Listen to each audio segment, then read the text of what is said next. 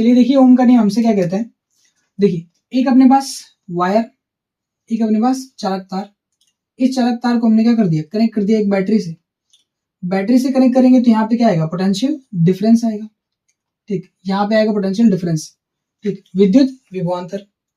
अच्छा, यहाँ पे विद्युत विभवांतर की वैल्यू, ये ओम का नियम हमसे क्या कहता है कि अगर अपने पास एक कोई चालक तार है और इस चालक तार की फिजिकल स्टेट में कोई चेंजेस अगर ना आए, ठीक, ओम का नियम हमसे कहता है कि अगर अपने पास एक चालक तार है और इस चालक तार की अगर भौतिक अवस्था कैसी रहे, अपरिवर्तित रहे, फिजिकल स्टेट में कोई चेंजेस ना आए, भौतिक अवस्था अपरिवर्तित रहे, अपरिवर्तित। ठीक, यदि अपने पास कोई एक चालक तार है और इसकी जो भौतिक अवस्था है वो कैसी है, अपरिवर्तित है, यानी फिजिकल स्टेट में कोई चेंजेस नहीं आ रहा। फिजिकल स्टेट में क्या हो रहा है, नो चेंज। अगर कोई चेंजेस नहीं आ रहा है तो इस चालक तार में जो बहने वाली करंट होगी, इस चालक तार में जो बहने वाली करंट होगी, जो आई की वैल्यू होगी, ठीक, वो इस चालक तार के सिरों पर उत्पन्न किए गए विभवांतर के डायरेक्टली प्रोपोर्शनल होगा। मतलब इनके कहने का है कि इस वायर में जो करंट फ्लो करेगा, इस चालक तार में जो विद्युत धारा प्रवाहित होगी, वो विद्युत धारा यहाँ पर जो सेल का पोटेंशियल डिफरेंस है, इसी सेल के पोटेंशियल डिफरेंस को यहाँ लाके क्रिएट किया गया है, उत्पन्न किया गया है विभवांतर। किसके सिरों पर, चालक तार के सिरों पर।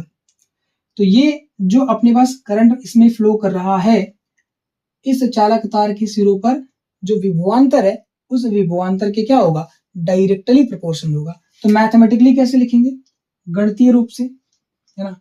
तो मैथमेटिकली इसको हम कैसे लिखेंगे, तो मैथमेटिकली लिखेंगे भैया, ये पूरा स्टेटमेंट है, यदि किसी चालक तार की भौतिक अवस्था में ठीक कोई परिवर्तन ना हो या भौतिक अवस्था अपरिवर्तित रहे, तो चालक तार में बहने वाली विद्युत धारा चालक तार के सिरों पर उत्पन्न विभवांतर के क्या होता है, समानुपाती होता है। छोड़ो, याद कर लेना इसको, मैं समझा रहा हूँ ये चीज कि अगर अपने पास ये अपने पास एक चालक तार है, तो इस चालक तार के अंदर जो करंट फ्लो करेगा, जो विद्युत धारा प्रवाहित होगी, वो विद्युत धारा इस चालक तार के सिरों पर उत्पन्न की गई विभवांतर की क्या होगी, समानुपाती होगी। समझा देता हूँ क्या चीज, V is directly proportional to I। इन्होंने बोला कि V जो है वो I की क्या होगा, डायरेक्टली प्रोपोर्शनल होगा।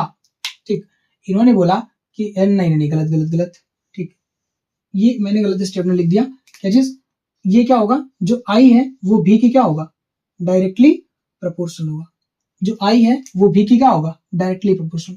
देखो, विभवांतर की वैल्यू जितना ज्यादा, करंट की वैल्यू क्या होगी, उतना ज्यादा। ये पूरा का पूरा जो स्टेटमेंट है वो यही कहता है कि इस चालक तार में जो प्रवाहित विद्युत धारा है, चालक तार के सिरों पर उत्पन्न किए गए विभवांतर के डायरेक्टली प्रोपोर्शनल होगा। जो I है वो V की क्या होगा, डायरेक्टली प्रोपोर्शनल होगा। डायरेक्टली प्रोपोर्शनल का मतलब क्या होता है कि अगर हम V की वैल्यू बढ़ाएंगे तो I का वैल्यू भी क्या होगा, बढ़ेगा। अगर हम V को डबल करेंगे तो I भी डबल हो जाएगा। अगर हम V को ट्रिपल करेंगे तो I भी क्या होगा, ट्रिपल हो जाएगा, है ना। ऐसे ही अगर हम I को क्या करें, 4 टाइम्स कर दे तो I भी V को क्या करें, 4 टाइम्स कर दे तो I भी क्या हो जाएगा, 4 टाइम्स हो जाएगा। मतलब अगर V को 2 गुना करेंगे तो I भी 2 गुना होगा, अगर इसको हम 3 गुना करेंगे तो ये भी 3 गुना होगा, अगर हम इसको 4 गुना करेंगे तो ये भी क्या होगा, 4 गुना होगा। यानी जैसे जैसे हम V की वैल्यू बढ़ाएंगे वैसे वैसे I की वैल्यू क्या होगी, बढ़ेगी। ये कहता है कौन, ओम का नियम। ओम सर का नियम ये कहता है कि आप किसी चालक तार के सिरों पर जो उत्पन्न विभवांतर है उसको जैसे जैसे बढ़ाएंगे, इसमें बहने वाली विद्युत धारा का मान भी क्या होगा, वैसे वैसे ही बढ़ेगा। इसको डबल करेंगे तो ये भी डबल होगा, इसको ट्रिपल करेंगे तो ये भी क्या होगा, ट्रिपल होगा। ये कहते हैं कौन, ओम सर। बट कंडीशन क्या लगा दिया है, इसमें एक कंडीशन लगा दिया है कि ये जो चालक तार है, इस चालक तार की भौतिक अवस्था में कोई परिवर्तन नहीं आना चाहिए। भौतिक अवस्था में परिवर्तन का मतलब है यहाँ पे इसका टेम्परेचर नहीं बढ़ना चाहिए। जब आप करंट फ्लो कराओ तो इसका टेम्परेचर नहीं बढ़ना चाहिए, तापमान नहीं बढ़ना चाहिए। अब ऐसा तो हो ही नहीं सकता कि हम यहाँ पे करंट फ्लो कराएं और इसका टेम्परेचर ना बढ़े। 100% बढ़ेगा। क्यों बढ़ेगा, क्योंकि यहाँ पे लगातार इलेक्ट्रॉन ऐसे ऐसे मोशन कर रहे हैं, वो जिगजैग मोशन। तो अब यहाँ पे जब इलेक्ट्रॉन ऐसे ऐसे मोशन करेंगे तो टक्कर तो होगी। अगर टक्कर होगी तो क्या होगा, उनके पास काइनेटिक एनर्जी है, टक्कर हो रही है, टक्कर होने पर क्या होगा, हीट निकलेगा। उस हीट की वजह से क्या होगा, उस हीट की वजह से इसका टेम्परेचर धीरे धीरे राइज करने लग जाएगा, बढ़ने लग जाएगा। क्लियर है, ठीक। अब टेम्परेचर अगर बढ़ेगा तो फिर ये जो रिलेशन है ओम सर का वो सही नहीं होगा, यानी अगर टेम्परेचर कहीं इसका ज्यादा बढ़ गया तो V जो I है वो V के डायरेक्टली प्रोपोर्शनल नहीं होगा, यानी आप V बढ़ाएंगे तो I उतना नहीं बढ़ेगा, V बढ़ाएंगे तो I उतना नहीं बढ़ेगा। क्लियर रहना चाहिए, इसीलिए बोला कि फिजिकल स्टेट को क्या रखना है, कांस्टेंट। अगर हम किसी चालक तार की भौतिक अवस्था में परिवर्तन ना करें, स्पेशली किसमें, टेम्परेचर में और प्रेशर में, खास करके टेम्परेचर में, है ना। अगर कोई परिवर्तन ना हो तो इसके सिरों पर लगाए गए विभवांतर, सॉरी इसमें बहने वाली विद्युत धारा इसके सिरों पर लगाए गए विभवांतर की क्या होगी, डायरेक्टली प्रोपोर्शनल होगी, है ना, समानुपाती होगी। फिर से सुन लो, ये जो चालक तार है, इस चालक तार के अंदर बहने वाली विद्युत धारा, इस चालक तार के अंदर बहने वाली विद्युत धारा इस चालक तार के सिरों पर लगाए गए विभवांतर के समानुपाती होता है। कब, अगर इस वायर के फिजिकल स्टेट में, भौतिक अवस्था में कोई परिवर्तन नहीं आता है तब, ठीक है। पर दुनिया में ऐसा कोई कंडक्टर है ही नहीं, दुनिया में ऐसा कोई कंडक्टर है ही नहीं जो क्या होगा, फुल्ली जो है ओमिक कंडक्टर होगा। ओमिक कंडक्टर क्या होता है, जो ओम के नियम का पालन करता है। ऐसा कंडक्टर जो ओम के नियम का पालन करता है उसको हम बोलते हैं ओमिक कंडक्टर, हिंदी में कहते हैं ओमीय चालक, ठीक। तो ऐसा कोई कंडक्टर है ही नहीं, क्योंकि उसका टेम्परेचर तो बढ़ेगा ही बढ़ेगा, टेम्परेचर बढ़ेगा तो V और I का रिलेशन सही नहीं होगा। अच्छा आगे बढ़ते हैं, देखिए I is directly proportional to क्या है, V है। तो अब यहां से जब प्रोपोर्शनल का सिंबल हटाएंगे, तो जब भी प्रोपोर्शनल का सिंबल हटाते हैं तो एक कांस्टेंट आता है, यहाँ पे वो कांस्टेंट कौन आएगा, R आएगा, और 1 डिवाइड बाई R आएगा। जो कांस्टेंट आएगा वो क्या आएगा, 1 divide by R, 1 divide by R। अब इसी को हम कैसे लिख सकते हैं, तो V is equal to R को यहाँ मल्टीप्लाई कर दो तो यहाँ पे क्या आ जाएगा, I multiplied by R, I multiplied by R, ये रिलेशन आ जाएगा, ठीक। V इज इक्वल टू क्या चीज, I multiplied by R, V बराबर IR। R यहाँ पे क्या है, R है रेजिस्टेंस, R है रेजिस्टेंस, जिसको हम हिंदी में कहते हैं क्या चीज, प्रतिरोध। R इज इक्वल टू क्या चीज, रेजिस्टेंस, जिसको हिंदी में कहेंगे क्या चीज, प्रतिरोध, ठीक है। ये अपने पास प्रतिरोध, ठीक। अच्छा एक और चीज बता दें यहाँ पे, क्या किसी और तरीके से भी समझ सकते हैं क्या इसको, यस, और भी समझने का तरीका है, क्या चीज, जैसे मान के चलो हमने क्या किया, मेजरमेंट लिया, मान के चलो यहाँ पे ये जो अपने पास सर्किट है, ये इसमें पोटेंशियल डिफरेंस की वैल्यू हम चेंज कर सकते हैं, पोटेंशियल डिफरेंस की वैल्यू हम चेंज कर सकते हैं। ये सिंबल होता है कि वेरिएबल पोटेंशियल डिफरेंस है, यहाँ पे सेल का जो पोटेंशियल डिफरेंस है वो लगातार बदल सकता है। तो क्या किया, मान के चलो हमने क्या लिया, V1, मान के चलो हमने लिया, यहाँ पे पोटेंशियल डिफरेंस कितने का लगाया, V1 का, तो हमें जो करंट मिला वो कितना मिला, I1 मिला, जो करंट मिला वो I1 मिला। हमने लगाया V2, हमने यहाँ पे पोटेंशियल डिफरेंस चेंज कर दिया, V2 कर दिया, तो हमें करंट कितना मिला, I2। फिर हमने क्या करा, यहाँ पे V3 कर दिया, ठीक, जो पोटेंशियल डिफरेंस है वो V3 कर दिया, तो यहाँ पे हमें क्या मिला, करंट I3 मिला। ऐसे हमने क्या कर दिया, V4 कर दिया, तो यहाँ पे क्या हुआ, हमें I4 करंट मिला। अलग अलग पोटेंशियल डिफरेंस पर हमें यहाँ पे करंट कैसा मिला, अलग अलग। जैसे जैसे हम यहाँ पे पोटेंशियल डिफरेंस चेंज करते जा रहे थे, वैसे वैसे यहाँ पे करंट की वैल्यू भी क्या हो रही थी, अलग अलग मिल रही थी, है ना।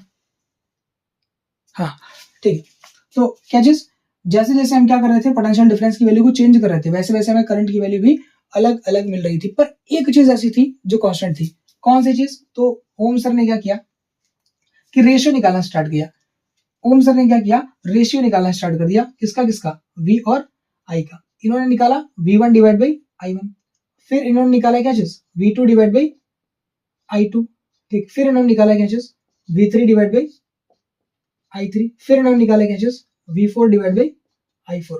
और एक चीज गजब का देखा इन्होंने कि जो वैल्यू इसकी है वही वैल्यू इसकी भी है, वही वैल्यू इसकी भी है, और वही वैल्यू इसकी भी है। लगातार इन्होंने देखा कि V1 divided by I1 is equal to V2 divide by I3। अपने एक्सपेरिमेंट में देखा ये सब, है ना, एक्सपेरिमेंट में देखा इन्होंने। तो V3 इज इक्वल टू क्या चीज, यहाँ पे I2 रहेगा, ये I3, और यहाँ पे क्या चीज V4 is equal V4 divide by क्या चीज I4। ऐसे देखा कि ये सारी की सारी वैल्यू क्या हो रही है, बराबर आ रही है, कि V1 बटा I1 किया, V2 बटा I2 किया, V3 बटा I3 किया, V4 बटा I4 किया, तो इनको लगातार ये सारी की सारी वैल्यू एक जैसी मिली, और उसी को इन्होंने क्या बोला, R। उसी को इन्होंने क्या बोला कि ये सारी की सारी वैल्यू कैसी है, कांस्टेंट है। कैसी है, ये सारी की सारी वैल्यू कांस्टेंट है, और इस कांस्टेंट का नाम इन्होंने क्या रखा, इस कांस्टेंट का नाम इन्होंने रखा रेजिस्टेंस। इस कांस्टेंट का नाम रखा रेजिस्टेंस मतलब अलग अलग तुम पोटेंशियल डिफरेंस अगर यहाँ क्रिएट करोगे तो करंट भी क्या होगा, अलग अलग होगा। अगर पोटेंशियल डिफरेंस हम अलग अलग क्रिएट करेंगे इसके क्रॉस तो यहाँ करंट भी क्या होगा, डिफरेंट डिफरेंट होगा, ठीक। लेकिन एक चीज तुम्हें कांस्टेंट मिलेगा, तुम्हें एक चीज कांस्टेंट मिलेगा, क्या चीज, अगर तुम V1 लगाया तुमने पोटेंशियल डिफरेंस तो करंट I1 मिला, तुमने V2 लगाया तो I2 करंट मिला, जब तुमने V3 पोटेंशियल डिफरेंस लगाया तो तुम्हें यहाँ पे I3 करंट मिला, जब तुमने V4 पोटेंशियल डिफरेंस लगाया तो तुम्हें I4 करंट मिला। पर लगातार एक चीज कांस्टेंट मिल रहा है, क्या, V1 divide by I1, V2 divide by I2, V3 divide by I3, V4 divide by I4 की जो वैल्यू है एक दूसरे के बराबर आ रही है। तो कोई एक चीज है जो कांस्टेंट है, उस एक चीज को इन्होंने क्या बोला, रेजिस्टेंस, प्रतिरोध बोला। क्लियर है? तो ये है क्या चीज, ओम सर का लॉ, कि अगर अपने पास कोई एक चालक तार है तो इस चालक तार के अंदर बहने वाली विद्युत धारा इस चालक तार की सिरे पर उत्पन्न विद्युत विभवांतर के समानुपाती होता है अगर इसकी भौतिक अवस्था में कोई परिवर्तन नहीं आता है तो ये पूरा का पूरा इनका लॉ है। तो यहाँ से क्या याद रखना है भैया कि I is directly proportional to V होता है, और जब भी प्रोपोर्शनल का सिंबल हटेगा तो क्या आएगा, 1 divide by R into V, या सीधे से देखिए V divide by R, V divide by R। ये चीज क्या करेंगे आप यहाँ से नोट करेंगे, नोट करिए।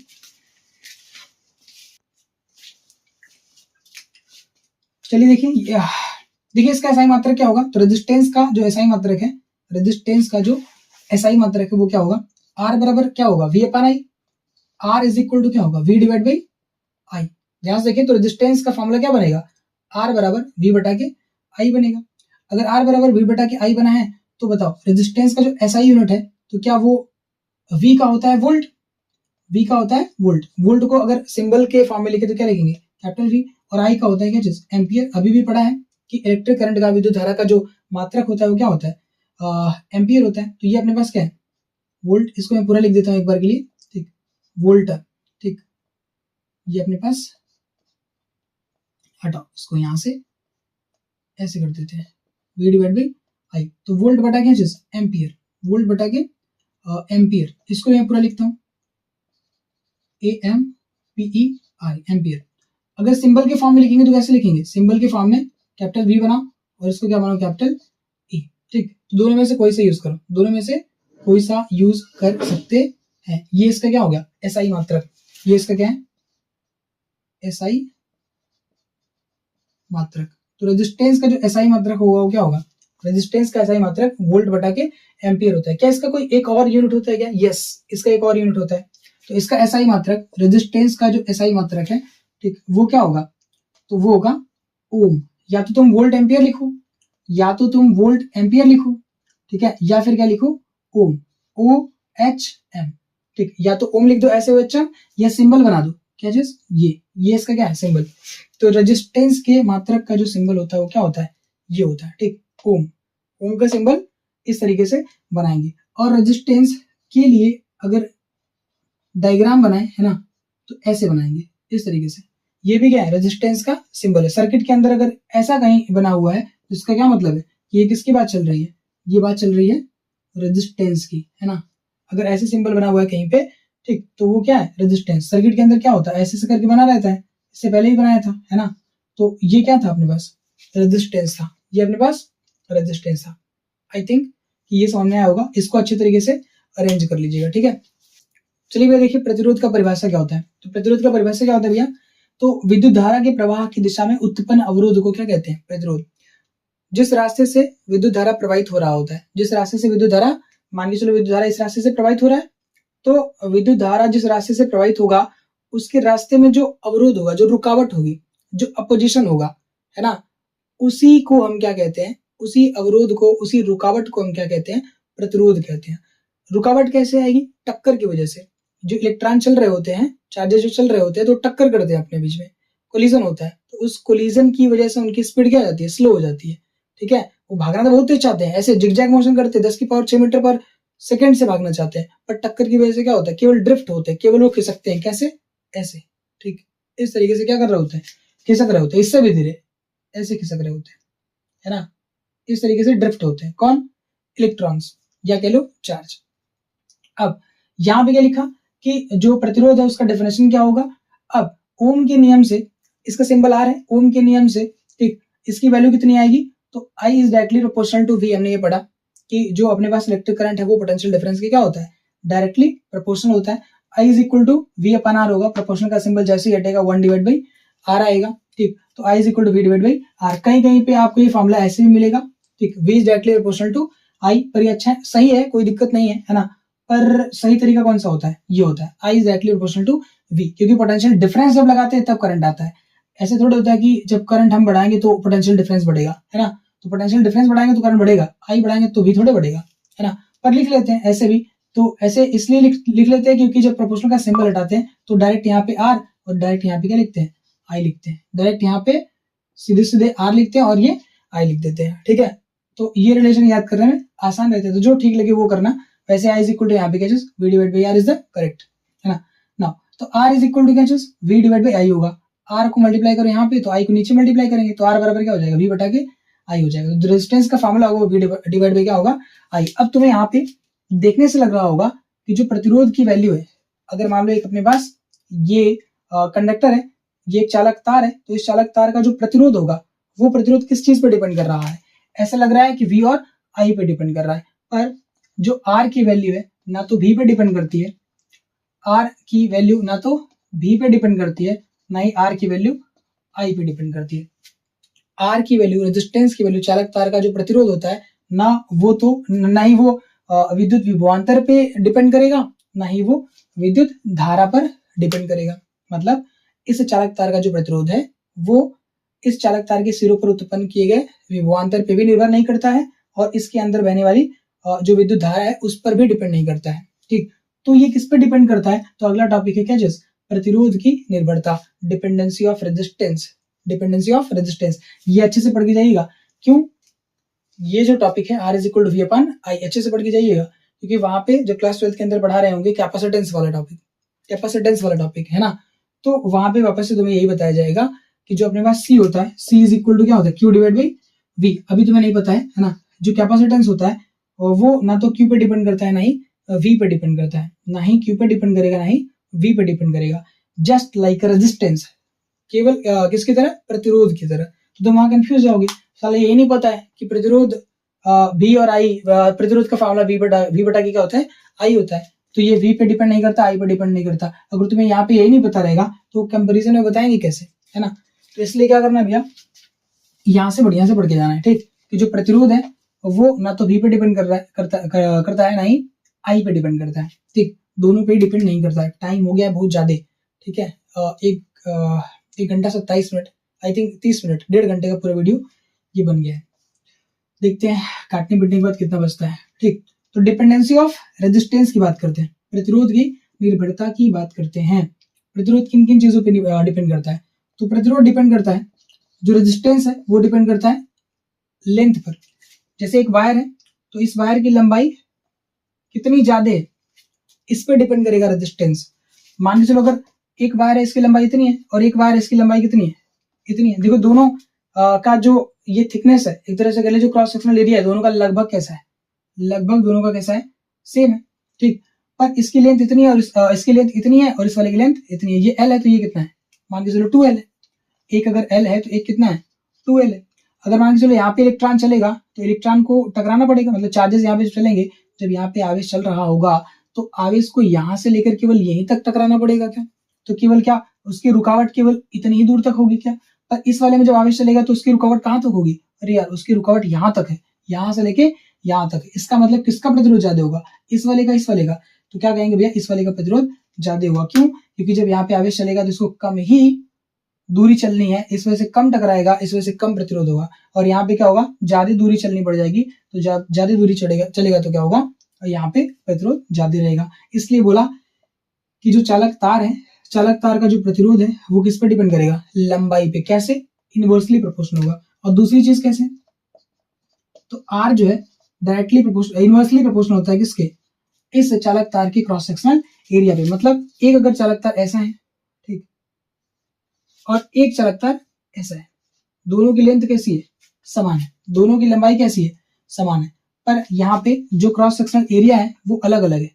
इसका जो क्रॉस सेक्शनल एरिया वो 2A है और इसका जो क्रॉस सेक्शनल एरिया वो कितना है, A है। अनुप्रस्थ काट की क्षेत्रफल, ये होता है अनुप्रस्थ काट की क्षेत्रफल। ध्यान से समझ लीजिएगा, क्योंकि वहां पे सवाल में क्या देगा, एरिया की बात, रेडियस देगा। यहाँ पे सिलिंड्रिकल जो वायर होगा उस वायर का क्या देगा तुम्हें, रेडियस देगा आर। अगर आर दिया तो एरिया कैसे निकालेंगे, तो ये अपने पास सर्कल है, ये अपने पास सर्कल है और ये सर्कल ही क्या है, क्रॉस सेक्शनल एरिया। तो यह पाई आर स्क्वायर होता है। क्रॉस सेक्शनल एरिया यहाँ पे इसका कितना आएगा, पाई आर स्क्वायर, क्योंकि सर्कल का जो एरिया होता है वो कितना होता है, पाई आर स्क्वायर। तो ये होता है इसका क्रॉस सेक्शनल एरिया, याद रखना। तो ये अपने पास एरिया, मैं वैसे न्यूमेरिकल वेव्स को बताऊंगा, ठीक। यहाँ पे एरिया ए है और यहाँ पे 2 है, इसकी लेंथ कितनी है, एल है, इसकी भी लेंथ कितनी है, एल। दोनों की लंबाई क्या है, समान, दोनों की लंबाई समान। तो रेजिस्टेंस किसका ज्यादा होगा, अगर मान के चलो हमें इसके अंदर से जाना हो, अगर मान लो कि हमें इसके अंदर से जाना हो और ऊपर कांटे लगे हो, कांटे लगे होने का मतलब प्रतिरोध है, ठीक। तो इस वाले में ज्यादा दिक्कत होगी कि इस वाले में ज्यादा दिक्कत होगी, तो हम मोटे वाले वायर से क्या करेंगे, आराम से क्या करेंगे, निकल सकते हैं। आराम से नहीं भी निकलेंगे तो इस वाले के रिस्पेक्ट में क्या करेंगे, आराम से निकल जाएंगे ना, इजिली निकल जाएंगे। पर यहाँ पे क्या होगा, बड़ी दिक्कत होगी, क्योंकि कंजेस्टेड है, छोटा सा एरिया है, छोटा सा एरिया रहेगा तो क्या होगा, लंबाई देखो इसकी भी समान है, इसकी मतलब दोनों की लंबाई समान है, एरिया छोटा है, इसका एरिया बड़ा है, तो किस वाले में से जाना अच्छा रहेगा, बड़ी वाली पुलिया में से जाना आसान रहेगा कि छोटी वाली पुलिया में से जाना आसान रहेगा, तो बड़ी वाली में से जाना आसान रहेगा, छोटी वाली में से कठिन होगा, है ना। तो क्या कहेंगे भैया, जिसका क्रॉस सेक्शनल एरिया बड़ा उसका रेजिस्टेंस कैसा, छोटा। कब, जब लेंथ दोनों का बराबर रहेगा तब। जब दो लोगों के बीच में रिलेशन देखते हैं तो तीसरी वाली क्वांटिटी को हम क्या रखते हैं, कांस्टेंट। मतलब यहाँ पे लेंथ दोनों का बराबर कर दो तब क्रॉस सेक्शनल एरिया को चेक करो। तो लेंथ अगर बराबर है तो जिसका क्रॉस सेक्शनल एरिया बड़ा उसका रेजिस्टेंस क्या हो जाएगा, कम, उसमें रेजिस्टेंस कम, प्रतिरोध कम। इस वाले में क्या, एरिया छोटा तो इसका प्रतिरोध क्या चीज ज्यादा हो जाएगा। क्लियर है। तो रेजिस्टेंस दो चीज पर डिपेंड कर रहा है, एक तो लेंथ पे, चालक तार की लंबाई पर, और एक चालक तार के क्रॉस सेक्शनल एरिया पर, अनुप्रस्थ काट की क्षेत्रफल पर। कैसे, तो लेंथ से कैसा रिलेशन है रेजिस्टेंस का, तो प्रतिरोध उतना ज्यादा होगा जितना ज्यादा चालक तार की लंबाई होगी, और क्रॉस सेक्शनल एरिया जितना ज्यादा होगा रेजिस्टेंस उतना कम होगा। क्रॉस सेक्शनल एरिया जितना कम होगा उतना रेजिस्टेंस की वैल्यू क्या होगी, ज्यादा होगी। जितना क्रॉस सेक्शनल एरिया कम, रेजिस्टेंस की वैल्यू उतना ज्यादा। देख लो रिलेशन कैसे है यहाँ पे, इसका अगर एक बार में देखें तो आर जो है, अगर यहाँ पे इसका रिलेशन देखें तो यहाँ पे देख लो, अगर लेंथ बढ़ाएंगे तो आर भी क्या होगा, बढ़ेगा। अगर लेंथ बढ़ाएंगे तो आर भी क्या होगा, बढ़ेगा। अगर लेंथ घटाएंगे तो आर भी क्या होगा, घटेगा। ठीक है। यहाँ पे क्या है, अगर एरिया बढ़ाया तो आर क्या होगा, घटेगा। अगर एरिया घटाया तो आर क्या होगा, बढ़ेगा। याद रखना, ठीक है। इस तरीके से रिलेशन होता है किसका, रेजिस्टेंस का लेंथ के साथ और रेजिस्टेंस का क्रॉस सेक्शनल एरिया के साथ। इसका डेफिनेशन नोट कर लेते हैं। चलिए देखिए कैसे लिखेंगे इसको। तो चालक तार का प्रतिरोध, चालक तार का प्रतिरोध चालक तार की लंबाई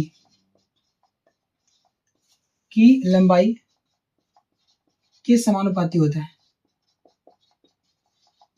के समानुपाती होता है। समानुपाती होने का मतलब क्या है, लंबाई बढ़ाएंगे तो चालक तार की लंबाई अगर बढ़ाएंगे, लंबाई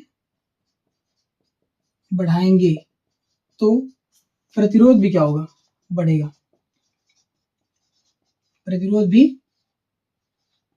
बढ़ेगा। ठीक। अगर यहाँ पे लंबाई घटाएंगे तो प्रतिरोध क्या होगा, घटेगा। तो ये अपने से लिख लीजिएगा। एक पॉइंट के लिए ये है, ठीक। दूसरे वाले पॉइंट के लिए क्या है यहाँ पे, तो चालक तार का प्रतिरोध चालक तार की अनुप्रस्थ काट के क्षेत्रफल, चालक तार के अनुप्रस्थ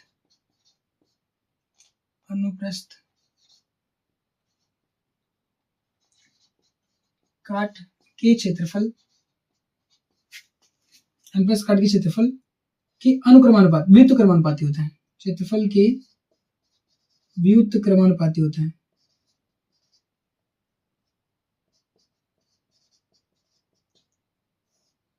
व्युत्क्रमानुपाती होता है।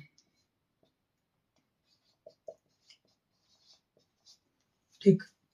ध्यान से लिखा, पढ़ देता मैं इसको। क्या चीज, कि चालक तार का जो प्रतिरोध है, चालक तार की लंबाई, चालक तार की लंबाई के क्या होता है, समानुपाती है या होता है। समानुपाती होता है।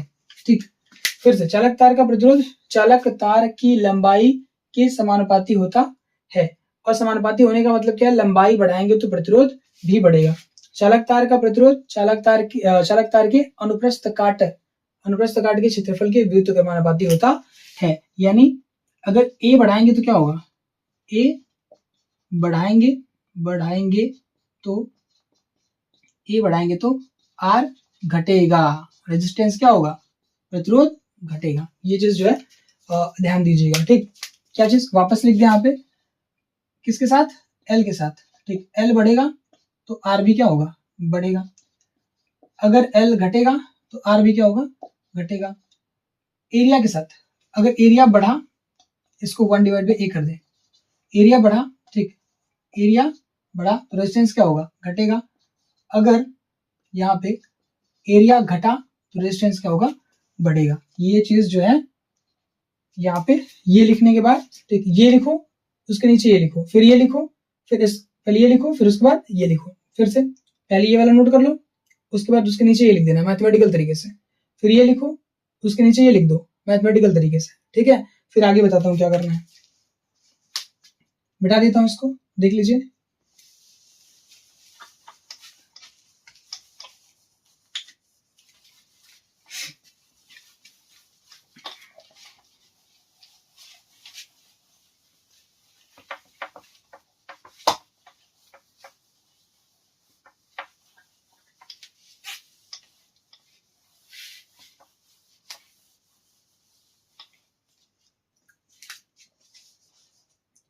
चलिए देखिए, अभी भी क्या बताया कि जो रेजिस्टेंस है वो लेंथ के कैसा है, डायरेक्टली प्रोपोर्शनल है, और जो रेजिस्टेंस है वो क्रॉस सेक्शनल एरिया की क्या है, इनवर्सली प्रोपोर्शनल है ना। जो प्रतिरोध होगा किसी चालक तार का, उस चालक तार की लंबाई के समानुपाती होगा, अनुक्रमानुपाती होगा, और उसकी अनुप्रस्थ काट के क्षेत्रफल की क्या होगा, व्युत्क्रमानुपाती होगा। ये दो बातें, ठीक, दो बातें हमने क्या करा यहाँ पे नोट किया। वैसे टेम्परेचर वगैरह पे भी डिपेंड करता है, पर अपने सिलेबस में नहीं है तो कोई यहाँ पे टेंशन लेने वाली बात नहीं है, वो क्लास 12th के अंदर है। ठीक है, चलो, तो अपने पास इन दोनों को कंबाइन करेंगे तो रेजिस्टेंस डायरेक्टली प्रोपोर्शनल होगा एल के, और इनवर्सली प्रोपोर्शनल होगा ए के। ठीक, तो यहाँ पे क्या होगा, जब प्रोपोर्शनल का सिंबल हटेगा तो यहाँ पे कांस्टेंट आएगा। ठीक, और वो कांस्टेंट होगा रो एल डिवाइड बाई ए। हम पहुंच गए अपने लास्ट टॉपिक पे। ठीक, जो कि अपने इस वीडियो का गोल था। ठीक, पता नहीं ये वाला वीडियो जो है किसी दूसरी वीडियो में आएगा, किस वाले में आएगा पता नहीं, क्योंकि 1.5 घंटे से ऊपर हो गया वीडियो। ठीक, तो R इज इक्वल टू क्या चीज, rho L divide by A. तो अगर R is equal to rho L divide by A है, जैसे यहाँ पे दोनों को कंबाइन कर दिया तो R directly proportional to L divide by आ गया। अब प्रोपोर्शनल का सिंबल हटा तो एक कांस्टेंट आया रो। इस रो को हम बोलते हैं जहां अब मैं जो रो है ना, इसको बोलते हैं रो, टेढ़ा पी बनाते हैं ना, टेढ़ा पी है, टेढ़ा पी को क्या बोलेंगे, रो। और ये जो रो है इसको हम बोलते हैं स्पेसिफिक रेजिस्टेंस।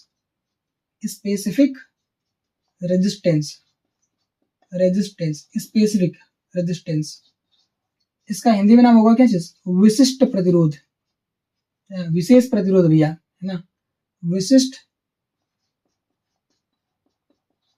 प्रतिरोध। ठीक, इसका एक और नाम होता है, या तो ये बोलो, या तो इसका नाम होता है रेजिस्टिविटी। हिंदी में इसको कहते हैं प्रतिरोधकता। ठीक है, या तो रो को बोलेंगे स्पेसिफिक रेजिस्टेंस, या बोलेंगे क्या चीज, रेजिस्टिविटी। हिंदी में विशिष्ट प्रतिरोध बोलो या प्रतिरोधकता बोलो, किसको, रो को। तो रो का डिफिनेशन आएगा, रो को डिफाइन कैसे करेंगे, इसको डिफाइन कैसे करेंगे, विशिष्ट प्रतिरोध को कैसे डिफाइन करेंगे। तो ये अपने पास मान के चलो एक वायर है। ठीक, इस वायर का हम क्या करेंगे, इस वायर का यूनिट क्रॉस सेक्शनल एरिया लेंगे, इकाई अनुप्रस्थ काट का क्षेत्रफल लेंगे। मतलब इसका एरिया ए होगा, मान के चलो इसका एरिया बहुत बड़ा है, 40 मीटर स्क्वायर का है, बहुत ज्यादा बोल दिया है ना। मान के चलो 10 सेंटीमीटर स्क्वायर का है, इसका एरिया 10 सेंटीमीटर स्क्वायर का है। लेकिन हमें 10 का नहीं चाहिए, हमें केवल कितना चाहिए, 1 सेंटीमीटर स्क्वायर चाहिए। कितना चाहिए, 1 सेंटीमीटर स्क्वायर चाहिए यहां से। यानी इतना बड़ा वायर है, इसमें से छोटा सा वायर काट के लेके आना है। ठीक, ये छोटा सा सैंपल काट के निकाल लिया बाहर। इतने का रेजिस्टेंस चेक करो, इतने का रेजिस्टेंस जितना होगा, मान के चलो इतने का रेजिस्टेंस कितना है, आर। इतने का रेजिस्टेंस अगर R है, मतलब क्रॉस सेक्शनल एरिया कितना होना चाहिए यूनिट, और इसकी लेंथ भी कितनी होनी चाहिए, वो भी कितना होना चाहिए 1। ठीक, A बराबर भी 1 और L बराबर भी कितना होना चाहिए 1। सैंपल काट के निकाला, इस सैंपल का रेजिस्टेंस चेक किया, तो इस सैंपल का रेजिस्टेंस जितना होगा वही रेजिस्टेंस वही स्पेसिफिक रेजिस्टेंस होगा, और वो स्पेसिफिक रेजिस्टेंस पूरे वायर करेगा। नहीं समझ आया, कोई बात नहीं, समझते हैं वापस इसको मिटा करके। ठीक, फिर से देखो, जैसे अपने पास ये एक अपने पास बड़ा सा वायर है, इस वायर की लेंथ बहुत बड़ी है ना, L है, और इसका क्रॉस सेक्शनल एरिया कितना है, A है पूरा का पूरा। पर हमें क्या चाहिए, हमें इतना बड़ा वायर नहीं चाहिए। इस पूरे वायर का रेजिस्टेंस कितना है, मान के चलो इस पूरे वायर का रेजिस्टेंस R डैश है, ठीक, या R बोल लो, इस पूरे वायर का रेजिस्टेंस कितना है, R है। पर हमें इससे मतलब नहीं है, ठीक, हम क्या करेंगे, इसमें से एक सैंपल काटेंगे, ठीक, इसमें से एक सैंपल काट के निकालेंगे, ठीक, ऐसे। तो हमने क्या किया, एक सैंपल काट के निकाला, ठीक, इस तरीके से। अब इसका जो क्रॉस सेक्शनल एरिया है उसकी वैल्यू कितनी है, 1 मीटर स्क्वायर है, ठीक। इसका जो क्रॉस सेक्शनल एरिया है इस वाले का वो कितना है, 1 मीटर स्क्वायर है, और इसकी जो लेंथ है वो कितनी है, 1 मीटर है। कितनी है, 1 मीटर। तो किसी चालक तार के 1 मीटर लंबाई और 1 मीटर स्क्वायर के अनुप्रस्थ काट के क्षेत्रफल, यानी 1 मीटर स्क्वायर अनुप्रस्थ काट के क्षेत्रफल तथा 1 मीटर लंबाई वाले चालक तार का जो प्रतिरोध होता है, इसका मान के चलो प्रतिरोध जो है R डैश है, ठीक, इसका जो प्रतिरोध है वो R डैश बराबर स्मॉल r है मान के चलो, ठीक है। इसका जो रेजिस्टेंस है वो कितना है, स्मॉल r है।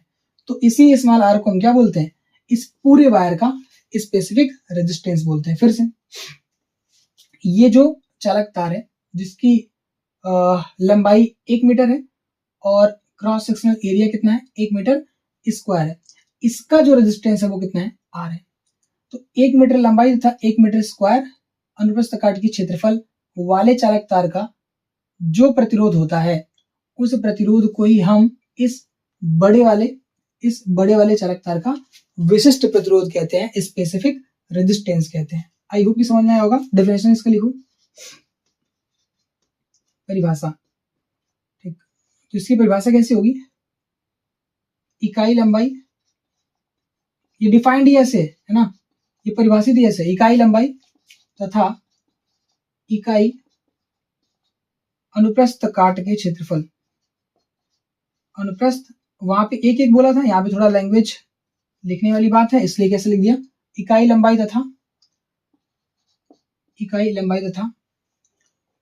अनुप्रस्थ काट के क्षेत्रफल वाले चालक तार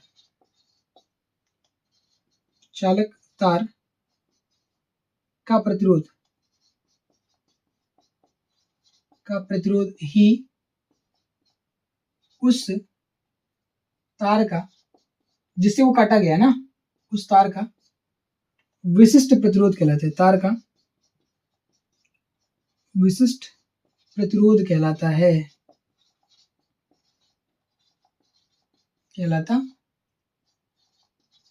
अब यहाँ पे जो स्पेसिफिक रेजिस्टेंस है, उसको कैसे लिखेंगे, तो रो इज इक्वल टू क्या होगा, यहाँ पे यदि यहाँ पे क्या करें, L बराबर 1 मीटर, L बराबर कितना 1 मीटर,